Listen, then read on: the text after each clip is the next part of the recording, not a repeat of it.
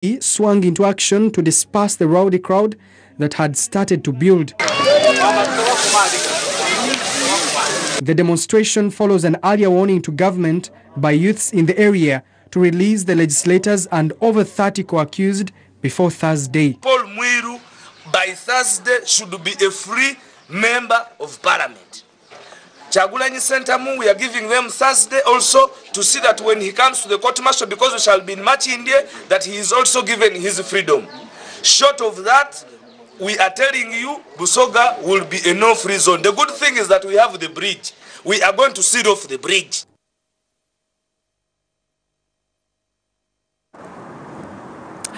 All right, that's a story by our sister station in Uganda, that is NBS, leads us to a morning conversation with Enoch Alumasi, who's the national chairman of Protective and Safety Association of Kenya. First things first, Enoch, charges leveled against Bobi Wine, are they genuine? They are not genuine. These are framed up charges. If you look at, first they are saying this guy had a gun when he checked in a hotel. I mean, in Uganda, hotels are very strict. You can't check in a hotel with a gun in Uganda. Never ever, because of terrorism. They've really put in place very good security measures where when you check in a hotel, you need to give your identification, your passport, your identification card, and they really want to know what are you carrying in your bag, because they have a rule where if anybody is found within your hotel premises and is having something like a gun, automatically you become part of the people who will be taken to court. So what charges do you think should have been leveled against Bobi Wine? There is nothing like charges being leveled against Bobi Wine. Bobi Wine has done nothing. So he's innocent. He's innocent. He's innocent because you know what happens in any political environment, like what is happening what was happening in northern Uganda in Arua. The president was campaigning for his candidate, and Bobi Wine was campaigning for his candidate. So it was now the work of the police to put in place a very good police strategy to make sure that the two don't meet. You remember when we were having our elections here, we had a problem where if you could find the opposition meeting with the ruling party, and police in Kenya played a very important role in making sure that at no given time the two parties had to meet in one. You remember one time when we had a problem at Uhuru Park, people saying that they booked, the ones that are saying booked, the police had said now that particular day, now we should not be having any political rally going on. So it is the work of the Ugandan police to make sure that they wake up. Let them wake up and actually raise the game up. What they are doing is things that happened in Vasco da Gama. You cannot just be bullying people left, right, center. The whole world is seeing, and you are calling yourself a police service. It cannot be. This is very wrong. Yeah. Very wrong. Yeah. Okay. Yeah. So with all this allegation that he actually stoned the motor vehicle of the president of Yoweri Museveni, all this is made up. It's made up because just imagine somebody stoning Uhuru Kenyatta's motorcade. Just imagine. Try to think about it. It can't be. It can't be. Yeah. When the president comes in a particular function, there are specific security measures that are put in place, and they range from before he comes, when he comes, and when he leaves. So when you say the presidential motorcade was stoned by this member of parliament, I think it doesn't add up. It doesn't add up at all. Somebody is trying to cheat the world, and this is wrong, because we're now just bringing in serious issues that actually are going to raise temperatures in Uganda, the way things are going. And as our neighbor, I think everybody will get worried. Okay. Yeah. And what is your take on how the government, the Ugandan government, has treated the family of Bobi Wine, especially the wife who was denied access to the military? I'm also just wondering, where are the human rights bodies? Where is UN? Where is the African Union? This is wrong. You see, you cannot take a civilian and then you detain him in a military camp. Those who work in the army know very well. The military camp is meant, military detention is meant for people from the military. So you cannot take a civilian who is a member of parliament, then you take him to a military camp, and you want to say you want to detain him there, and then you don't allow his lawyers to see him, you don't allow his medical doctor to come and see him, you don't allow his wife to come and see him. I mean, this is just wrong. You see the way I'm just wondering who is advising the president, because the more he detains Bobi Wine, the more he refuses the public, or the lawyers to see him. I think the more he's complicating issues. Okay. I've been able to get in touch with my colleagues in Uganda, the security guys who are there, and they tell him, I think the pressure is getting more bad, and in the next 1 week, I think Ugandans may end up pouring on the streets, the Egypt way, because they are tired. They just think what the president is doing is wrong. Okay. People are advising him, they're advising him in the wrong way. And I think as Africans, I think it is wrong. Okay. Yeah. And why do you think the Ugandan government decided to detain Bobi Wine in military prison and not the general prison? That's what I'm telling you. It doesn't add up. As a security professional, it doesn't add up. Bobi Wine was supposed to be arrested in Arua, and I don't think, if at all he committed that offense they're talking about, stoning in the presidential motorcade, he didn't do it alone. He's supposed to be arrested with the other people. Then they are taken to Arua police station. Then they are charged in a court of law in Arua police station. Then from there, the law takes its course. But the way this game is being played, it raises so many questions and answers. And the whole world is wondering honestly, because Bobi Wine is a musician. This guy is a celebrity. He's known all over Uganda. I can tell you, this guy has made a name now than BCJ.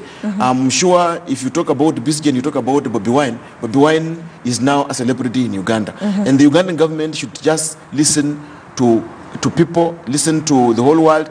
I think they are making a silly political mistake that is going to land Uganda in problems if Bobi Wine is not released as soon as yesterday. Yes. Now, the opposition leader in Uganda is quiet. Human rights bodies in Uganda are also quiet. But what's questionable, it's the fact that the African Union is quiet. Why do you think they're quiet when it comes to this issue of Bobi Wine? I think what I can say is that I think the Ugandan government has a system that is watertight. Like I saw the military guys in the streets, again, which is wrong. It's like you are calling the army to come and fight civilians. Military guys are supposed to be talking about the external issues, not internal issues. So I saw one video where police were chased on. They tried arresting somebody, and they were chased. A good number of them, almost like a whole pickup. They are not able to deal with the members of the public. The issue is what they are doing is wrong, and civilians can see something is not adding up. If you have to arrest a member of parliament, you treat him the way the government is treating this guy, I think is wrong. Okay, yeah. Which brings me to my question. Do you think the fact that the military has been brought out to actually ensure that there is peace and stability in Uganda, is it an indication that Uganda is in a state of emergency? Yes, yes. Things are going to boil up, and I think what I can say is Kampala may come to a standstill in the next few days, unless somebody advises the president to actually parade Bobi Wine and confirm that the news being spread in the social media that he has been beaten, he is not talking, he is not eating, his kidneys have failed. He needs to bring him in the public and say this is Bobi Wine.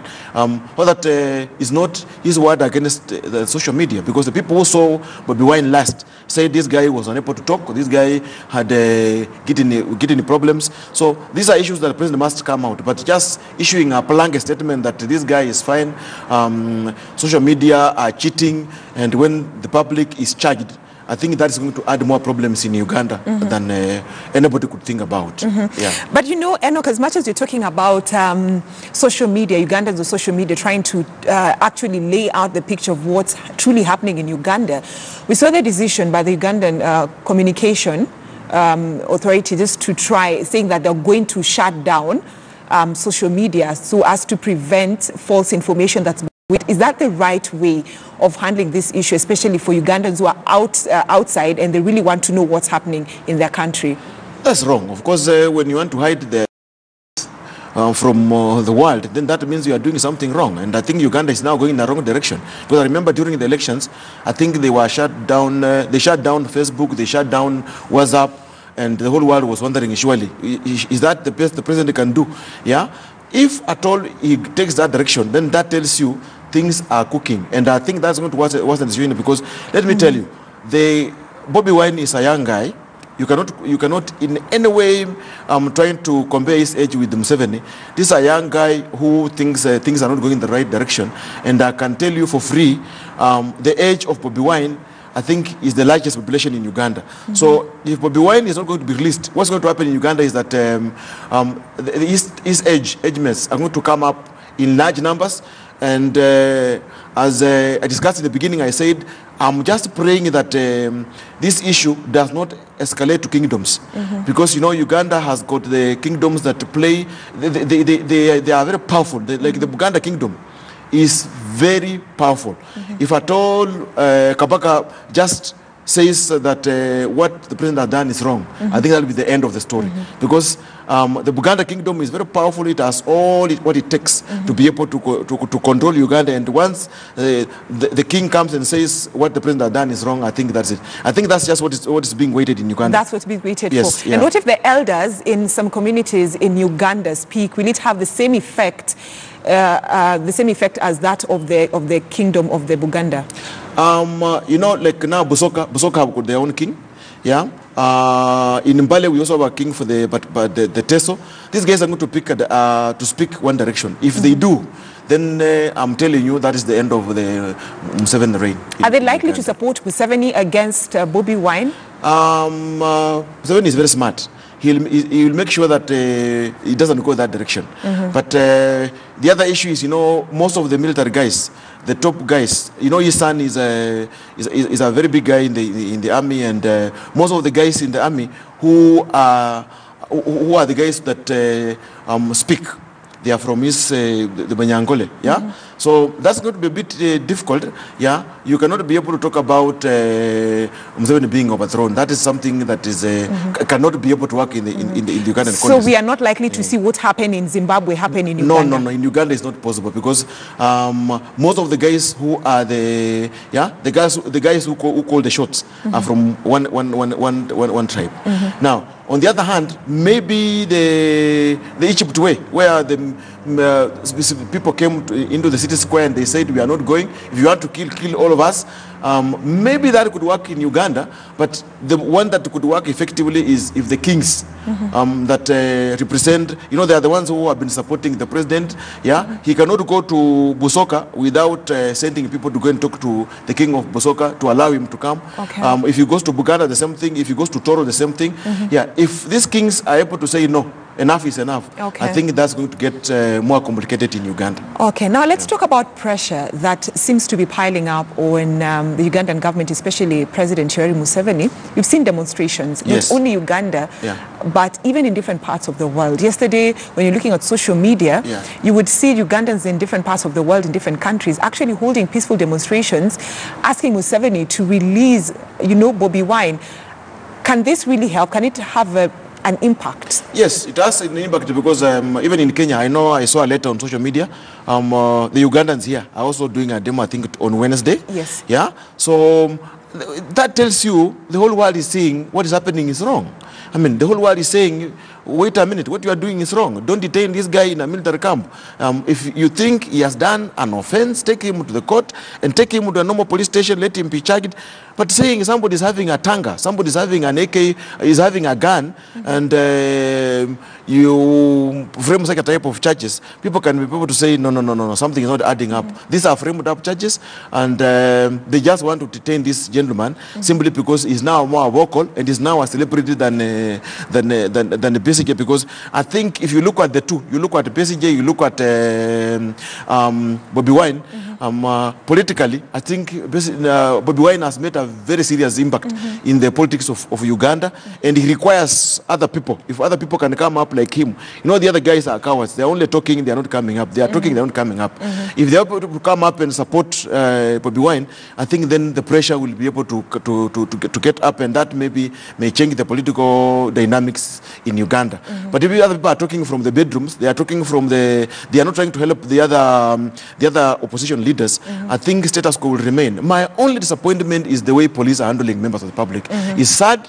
is a very bad way. They are doing it as if they are not police officers who are trained. Okay. I mean, this is not good. Okay, Enoch, we'll get to that conversation later on how police officers have handled Ugandan citizens. But we're still having this discussion in terms of the peaceful demonstrations. Yes. Let's get back to Kenya, back home over here. Yeah. A protest, peaceful protest, is being organized to take place tomorrow. It is either to Wednesday or Thursday.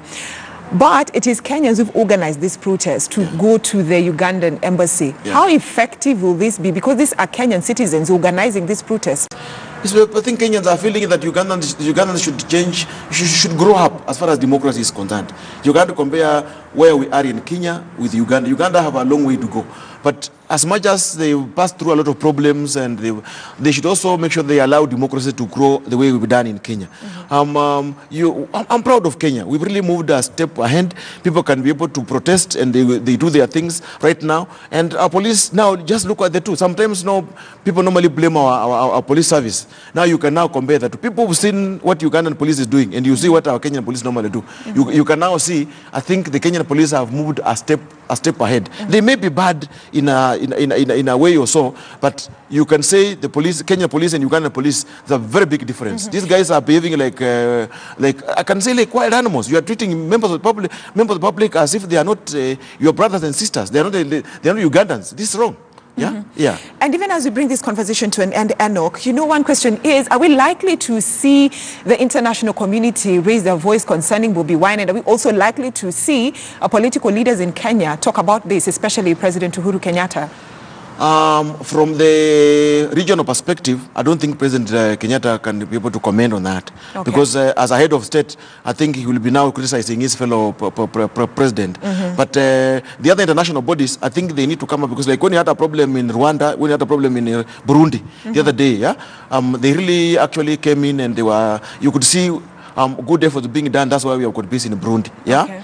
When we had a problem in southern Sudan, they really came in, and they had to probe between Salva Kiir and Machar. Now things are going in the right perspective. Okay. I think they need to stamp the authority and talk to President Museveni and tell him the way he's treating the members of the public is going to blow up, and it's going to create a big problem, and Uganda is going to go back to where it was some few years ago, and we don't want that in the region. Okay, thank you so much, Enoch Alumasi, who is the chairperson of the Protective and Safety Association of Kenya. Just shedding some more light on what's happening in Uganda, the effects, and what Ugandan President Yoweri Museveni needs to do to try and calm the situation in Uganda. Now, away from Uganda, let's head to Zimbabwe, where Zimbabwe's Constitutional Court will hear the opposition's legal challenge to the election of President Emmerson Mnangagwa tomorrow. Now, the opposition movement for democratic change is suing the ZANU-PF party and election commission of alleged fraud in the July 30th vote. Now, the ballot was Zimbabwe's first poll since the resignation of longtime ruler Robert Mugabe.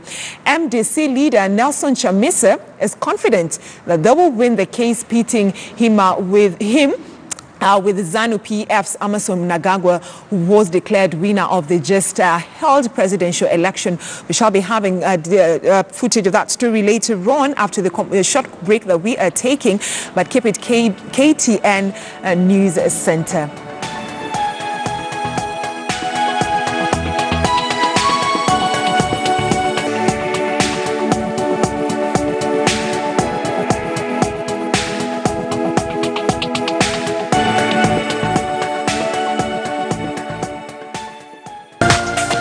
This is KTN News.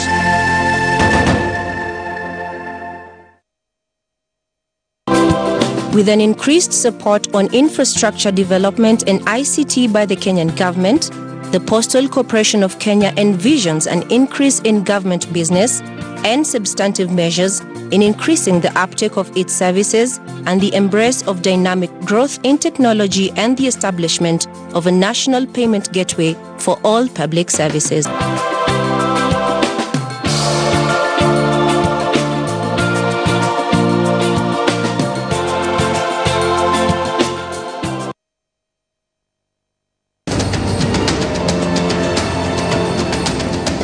Over 3 people dead. I'm moving there. Why would you want me to keep quiet, sir? Katika uwanja wa habari, tunapanua mbawa zetu na kufika kusikofikika ili kutafuta chimbuko la matukio kwa ratili ya hoja. Jambo Kenya. Tunakujia moja kwa moja kutoka kaunti ya Machakos. They are one of the busiest trading centers. Uhusiano wa jina na haki. Kinachoendelea kwa sasa si operesheni ya kiusalama bali kutafuta watu mahususi. Tunakufahamisha ya fedha na sokoni.